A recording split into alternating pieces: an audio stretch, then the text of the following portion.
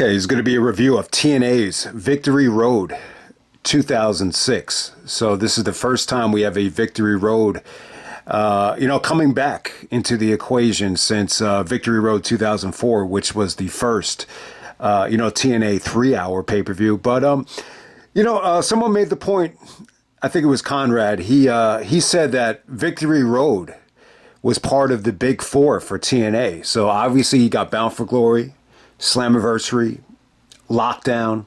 Those are the big three. But what's the fourth biggest one? And he mentioned Victory Road. I think the only reason you would say Victory Road will be in that equation would be because it was the first TNA pay-per-view. I mean, that's really it. When you look at the history of Victory Road, I mean, look at where they stick it in. They stick it in July, right after Slammiversary. So I think right there, that should just tell you that they did not treat it like it was that important of a show. When you look at some of the worst TNA shows of all time, I think Victory Road actually comes to mind. So I don't know. I really can't say that, when I look back on it, Victory Road should be part of, the big four. If you were to ask me, I would probably say Final Resolution, because I think Final Resolution, for the most part, really kind of fit, right in between Bound for Glory and Lockdown. So, and I think the word final resolution, final battle, I think that's always like a good selling point to try to sell a pay-per-view. But hey, man, we're going to go back to Victory Road 2006. They moved this until July. So, when we go back to July of 2005, No Surrender was the July pay-per-view. In 2006, they moved that to September. So that opened the door for July to be Victory Road. And, it pretty much stayed in the July spot until maybe like 2012. I think in 2012, they might have moved it to March. But yeah, we're going to go back to July 16th, 2006 from the Impact Zone. So when I go back to the summer of 2006, I was really, getting into TNA. I started buying the DVDs. I started watching Impact religiously, every Thursday night at like 11. And, I was just kind of waiting, for them to really sell me on a pay-per-view. Slammiversary would have been cool, but I passed on that because, you had ECW One Night Stand. Then you have Vengeance, which was a loaded show. You still had like RVD and Angle as part of the company. So, yeah, Slammiversary, I think a lot of people would have passed on it. It ended up being a really good show. But Victory Road 2006, like this should have been the first TNA show I ever ordered, but I just said to myself at the time, I'm like, I think this card just sucks. I didn't like the fact that they were sticking, AJ Styles and Christopher Daniels with, women in a 6-man tag. That did not scream must see to me. And then when you look at the main event right here, it's, the championship's not even on the line. But for the most part, I think this is a fun show. I think it's definitely like a, it kind of, it really kind of captures 2006, quite well, to be honest with you. I really feel like the company as a whole, from start to finish, I just think, even compared to No Surrender 2005, it just felt like they had more stuff that I think casual fans would be interested in. I think that's one of the problems, like reviewing 2005 stuff. The company really, wasn't penetrating the way they were in 2006. They didn't have TV. The roster, for as good as TNA was in 2005, you still had like a lot of weak links on the card. So I think that's one of the problems with reviewing 2005 stuff. And for some reason, you almost get the feeling like there's more TNA nostalgia with like 2009 shows as opposed to 2005. So that's kind of the impression that I'm getting, just from doing the reviews. But hey, man, we're gonna go back to Victory Road 06 here. I don't know if I've ever seen this show. I didn't rewatch this for the for the top TNA pay-per-views list because I just knew it wasn't going to be that good. But yeah, I think this might have been the first time I ever watched the show, and it's a solid show from start to finish. I thought you had some solid stuff on here, but it's just not must see, and it just didn't feel important, and it just didn't come off to me like they were building Victory Road as, one of the biggest pay-per-views of the year. To me, like this is just a definition of a bridge show for Hard Justice or Bound for Glory. But we're gonna get right down to it. First match of the night, we got the Naturals actually taking on Diamonds in the Rough. This time it's Elix Skipper and David Young, managed by Simon Diamond. They kept it short and sweet. This is the Naturals, being franchised by Shane Douglas. Shane Douglas comes out, cuts a promo.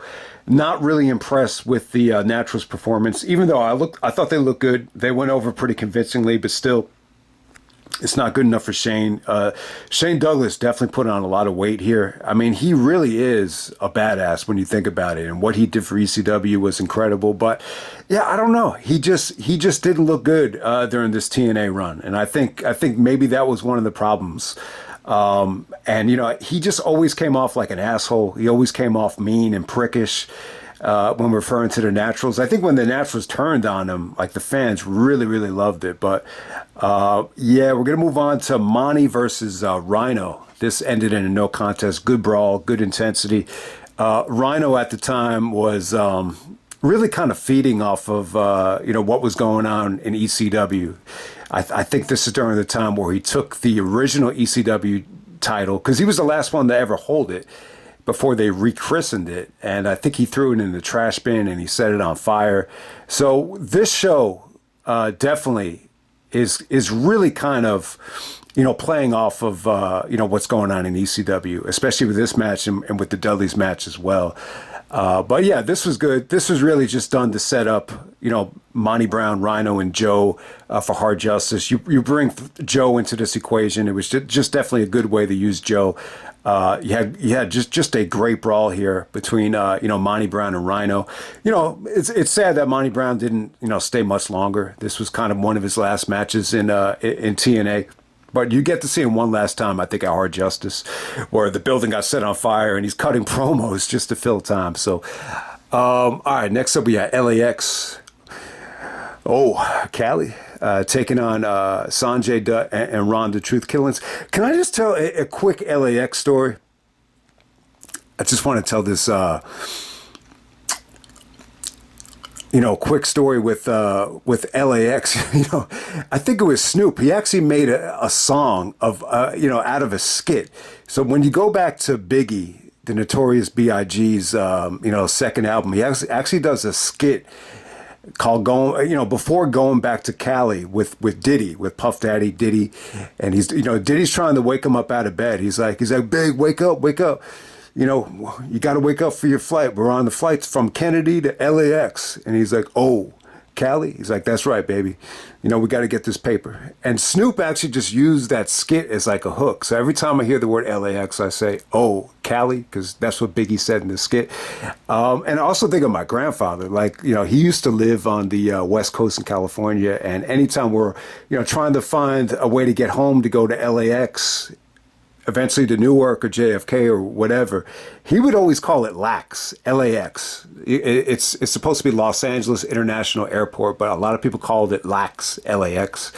So yeah, I just thought that was funny. But hey, man, this was all about just building LAX as a brand right here. The video package really catered to them. They had like Spanish music in the background. Conan is cutting some awesome promos in bilingual, where he's telling everybody that the Latinos are taking over and learn Spanish. It was really, really good. But that's what makes Conan so valuable, is he could kind of flip the switch from Spanish to English in the drop of a dime. So I thought that came off great. The match was good, though. They take on Sonjay, Dutt, and Ronda Truth Killings. LAX cut some good promos with Ron Killings about racism. He said, this company, only cares about race and only cares about, keeping down, minorities. And eventually they turned on Ronda Truth Killings, and, him and Sanjay go out there. And, this was a great showcase from LAX. I think Homicide and Hernandez had already had a couple of pay-per-view outings.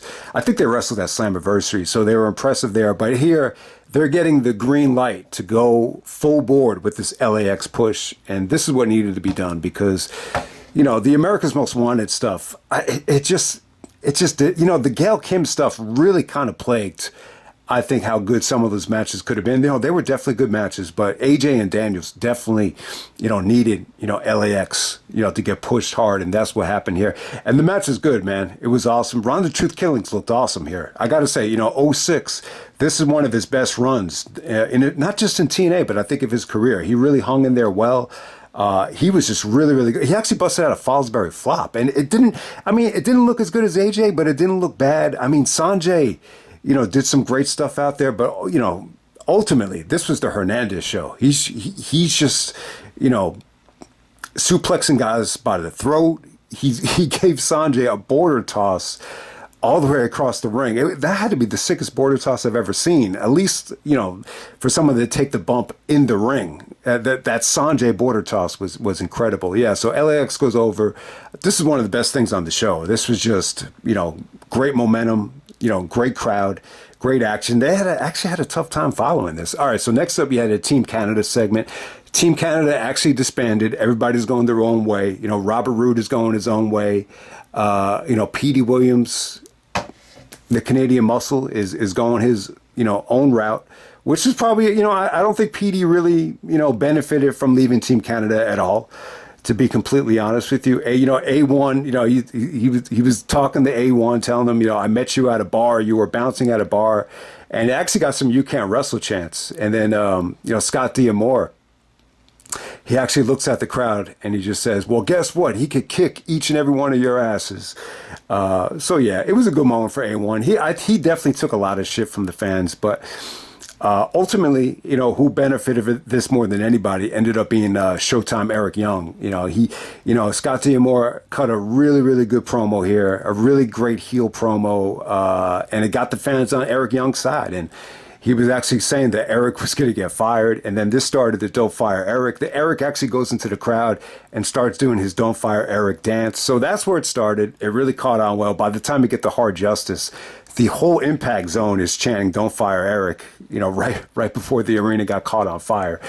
So yeah, I mean, this is a great, promo for Eric Young. And, Scott D'Amore even mentioned that, when he found Eric Young, he was like some, worthless fat kid, and, like he deserves all the credit for transforming him. So it was really, really good stuff. So, I kind of thought about Scott D'Amore too. Like, he actually I think he was fired from TNA earlier on this year because I think he just wanted the bigger budget.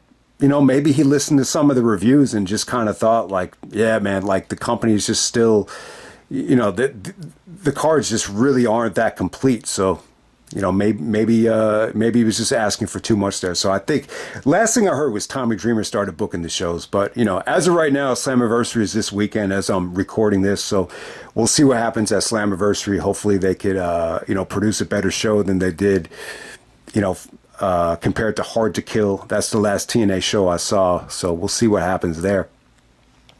All right, next up for the X Division Championship, we got Senshi taking on Frankie Kazarian, at the time just going by Kazarian, for the X Division title.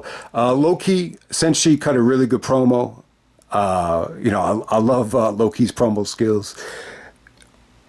And it's actually a mystery surprise who's going to challenge him. It ended up being Kaz. So to me, it was a little bit disappointing.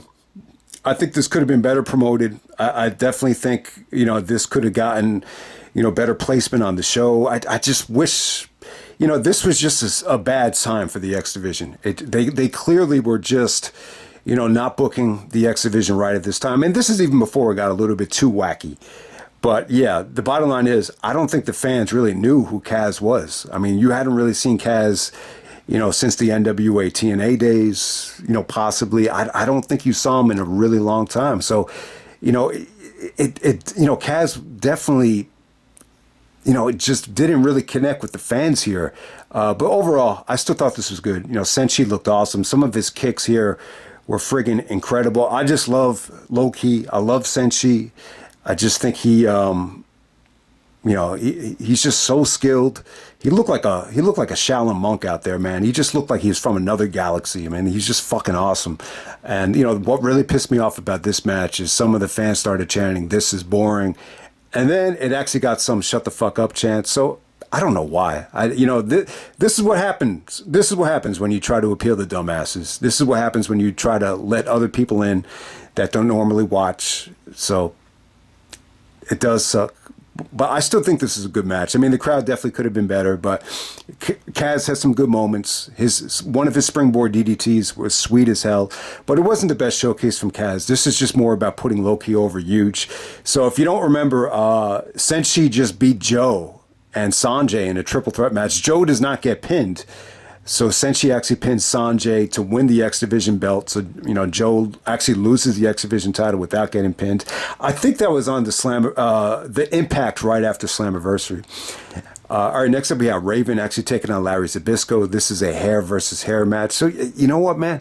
The Larry Zbyszko Raven stuff, this got like a lot of TV time. Like, I remember this really, really well. I mean, the match was just not good. Raven he really let himself go here. He was definitely a lot more out of shape than he was in 2005. This is when he had the blonde hair. Some people even say he was more out of shape than Larry Zbyszko. Zbyszko was really, anti-Raven here, was just really talking down to him, saying that his wrestling knowledge is nowhere near on his level. So I don't know why these two guys feuded. The only thing I could think of is that Raven's always had a reputation of having a great mind for the business, and Zbyszko's a veteran. He's a legend. He's been around since the AWA days. Bischoff even talked about him and the death of WCW, or who killed WCW. That was one of the connections he had once Eric got a job in the AWA. But, the match was just short and sweet. It just really wasn't anything to talk about. Raven does win with the Raven effect, and then they shave Larry Zbyszko's head right after this. Next up, we had Chris Sabin and Jay Lethal teaming up together to take on the future Modi 30 Machine Gun of Alex Shelley and Kevin Nash with Johnny Devine. This is during the heyday of the paparazzi with Alex Shelley. So Nash is in the back just telling Shelley that, hey, man, the X Division's wide open. He's like, AJ's with Daniels. He's like, it's wide open. Let's go for it. And they're having this whole debate about how, size does matter, size doesn't matter. Well, I think it's kind of been proven that, size does not matter in terms of wrestling, in terms of star ratings, and, in terms of work rate. And, size definitely has been proven that it's not everything in basketball. In other forms of entertainment, size is always going to be a huge factor. I'm not going to get into that, but hey, the bottom line is here, Nash has always been a monster, a giant, and he's always been very negative on, some of the cruiserweights in WCW. I think he actually called, some of them vanilla midgets. I actually think he called Benoit vanilla midget. That's always going to bother me to some degree. Eddie Guerrero actually said that Kevin Nash is evil. So why not just throw Nash into the X Division and, make a joke of it, make a mockery of it. And this is before it got really too wacky. This is before Russo came in and the Jackass stuff came in. So, yeah, I mean, I think Nash, this was like fun for him. I mean, you'd rather see Nash do something like this than have him be in the main event and have him get injured. So it was cool. Like, Nash didn't look great here, but, they used him pretty well. I mean, Sabin was able to kind of, use Nash's back to kind of leap over and do drop kicks. So it was pretty cool. But, Nash definitely did like botch some stuff here. But for the most part, Sabin and Lethal had a great teamwork here. Shelley and Sabin went at it, and it was awesome, man. That Shelley and Sabin looked like they could be brothers here. But yeah, I think I would have liked to have seen more, like from Shelley's standpoint, about tagging up with Nash and what's the whole motivation of Shelley, using Nash as like a bodyguard. I guess he's trying to do the HBK thing. There was a funny segment here where Shelley is retreating and hugging Kevin Nash's leg just to get like some support, and then Nash starts like petting him. You've seen Shelley do that time and time again. So it's a great time for Shelley in terms of showcasing his personality. I just think as a wrestler, this guy is, should have been showcased like a Dean Malenko. But overall, Sabin gets a really, really weird, pin here. It looked like he was trying to do like a jackknife pin. Instead, he actually gets the pin while his feet are in midair. It's really something to see. And then Lethal just hugs Sabin like they just won the world titles. So, but hey, it was a big night for Lethal. This is like one of Lethal's first, big pay-per-views. in 2006. Not his first, but it's definitely like the biggest story I think Lethal's had on a TNA pay-per-view up to this point. All right, next up we have the James Gang, BG James and Kip James, formerly known as Billy Gunn and Jesse James, teaming up with Abyss to take on 3D, Brother Ray, Brother Devon, and Brother Run. I gotta say, Devon looked huge here. I don't know, man. You didn't have to worry about the wellness policy in TNA, but this is the most jacked up I've ever seen Devon.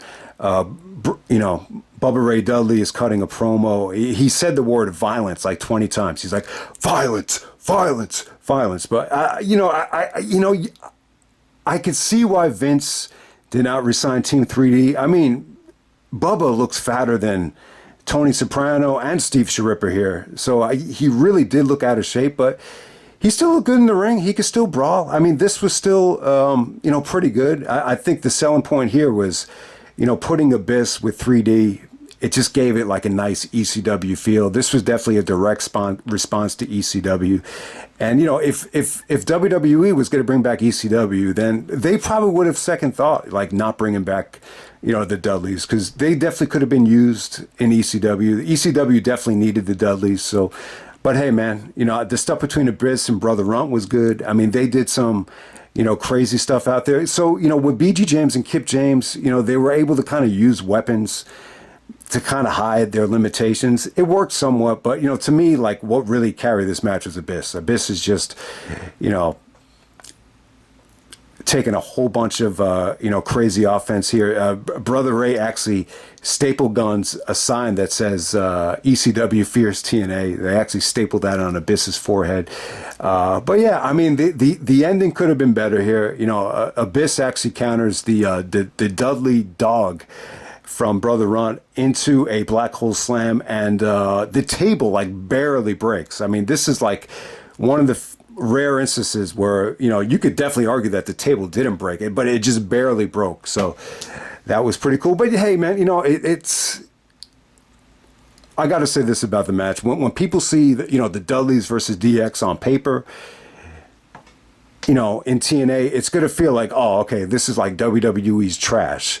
But I got to say, the crowd reaction was good, and because they were able to have Abyss in the match, it was actually pretty fun. They were able to utilize the weapons, quite well.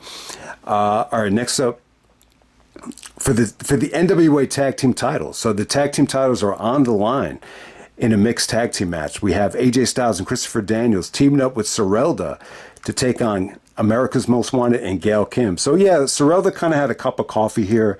When she wrestled Gail at Hard Justice, I think they pulled the plug. I just remember the reaction was just ice cold. But, AJ and Daniels wanted somebody to neutralize Gail Kim, because Gail Kim was being the X factor in determining some of these tag team title matches. So that's why this is a intergender match. But, I really did not want to see this when the pay-per-view aired. It just didn't scream must-see to me.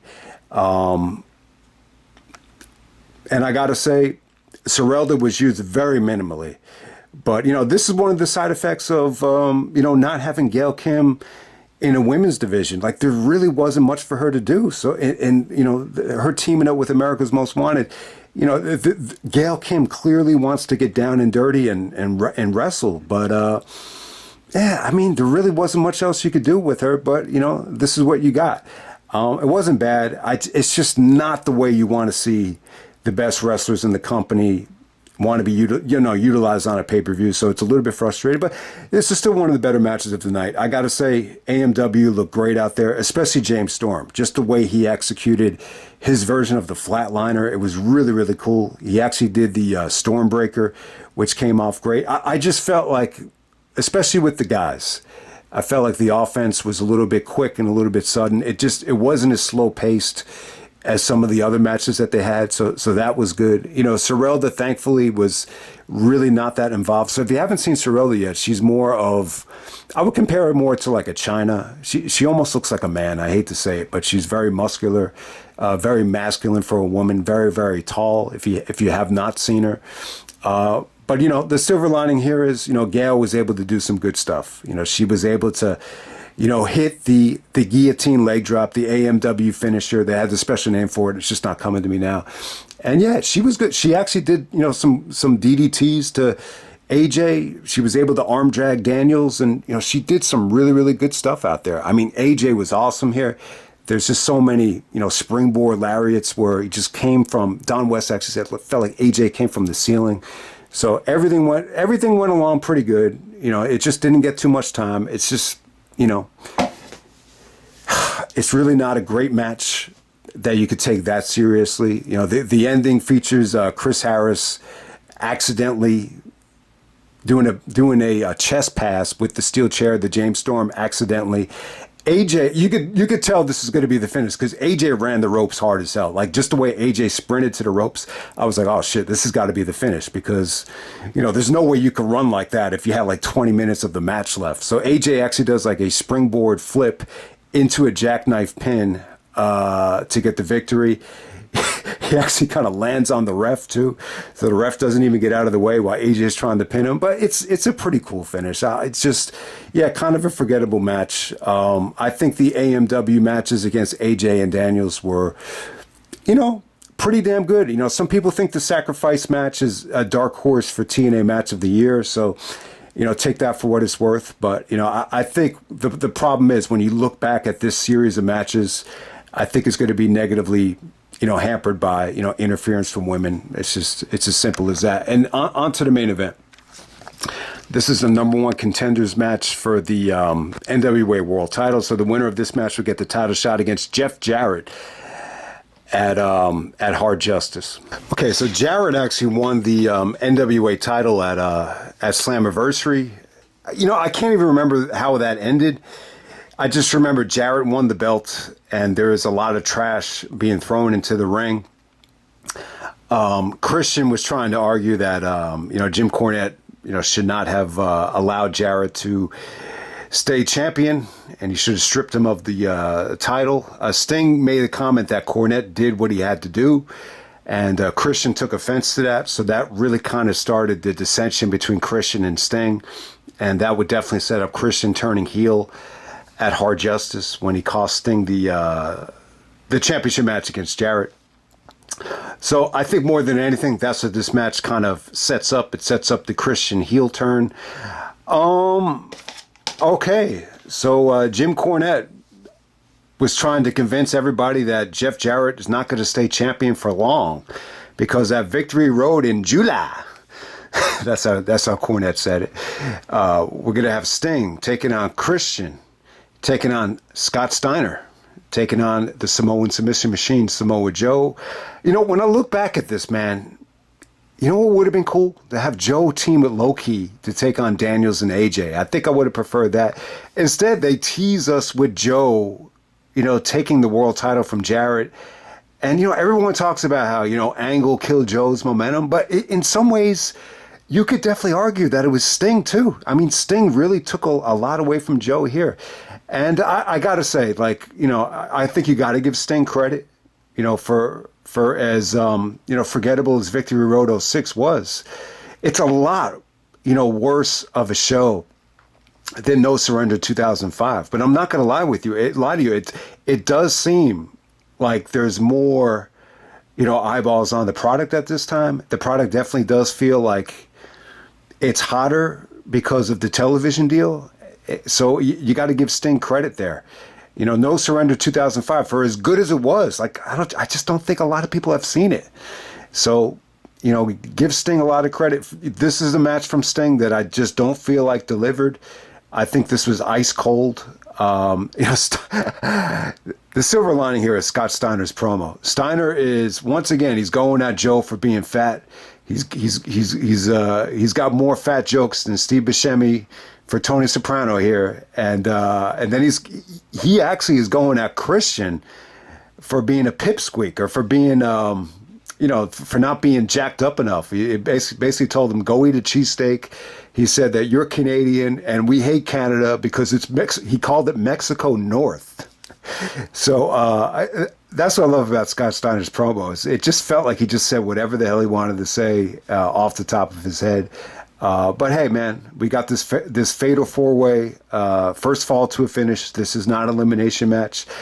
So at the time, I think, because there's no championship on the line, I just didn't think it was that important. Plus, in 2006, I still hadn't recovered from Steiner's WWE run yet, so this just did not scream must-see to me. And plus, I was never I really wasn't sold on Sting at the time. When I look back on it now, I love Sting. I think he's a legend. He's like one of my favorite people ever in the business. I think he's a great guy. But at the time, I just didn't know a lot about Sting in terms of his resume and, his overall background. So I was really almost aloof, to this main event right here. I just didn't find it that appealing. And yeah, I mean, it was kind of forgettable. I got to say, this felt like the Impact Zone burnout at the time. I just don't think Scotty looked good here. Scotty definitely had some moments, the highlight being the elbow drop to Joe through the table. But for the most part, I got to give Christian credit. I think Christian really kind of carried the match. I can't say that this is Joe from Ring of Honor. I can't say that this is Joe from 2005. I think you can somewhat see somewhat of a decline, fitting in right here. But at the same time, I gotta give Joe credit. I think this was a tough, environment. I just think the way it was booked, it really wasn't conducive to Joe's comfort and his skill set. But overall, I think, it feels like lazy booking here. Jarrett actually comes out of nowhere as, I was going to say cameraman, but more of a security guard. And he actually sprays, I think it's gasoline in Sting's face. So Sting actually has to go to the back. Towards the end of the match, he comes down to the ring. What looked like a tourniquet, wrapped around his forehead, or maybe some gauze wrapped around his forehead. And, Sting actually pushes, Joe actually has the Chiquita clutch locked on Christian. And he pushes Christian and Joe out of the ring. And eventually he hits the Scorpion Death Drop on Scotty Steiner to get the pinfall. And yeah, kind of an anticlimactic ending. I just thought it was okay. I didn't think it was great. Didn't think it was bad. I thought it was somewhat lazy, to be completely honest with you. The highlight being the Christian gets in Sting's face. It looks like they're going to go at it. And then we almost have a fake code of honor from Christian. And that's pretty much how it ends. Sting is going to get the title shot against Jeff Jarrett at Hard Justice. And yeah, I just wasn't a huge fan of it. I think for everybody that really feels like, Sting's run in TNA just wasn't that great. And, Sting's AEW run was 10 times better than Sting's TNA run.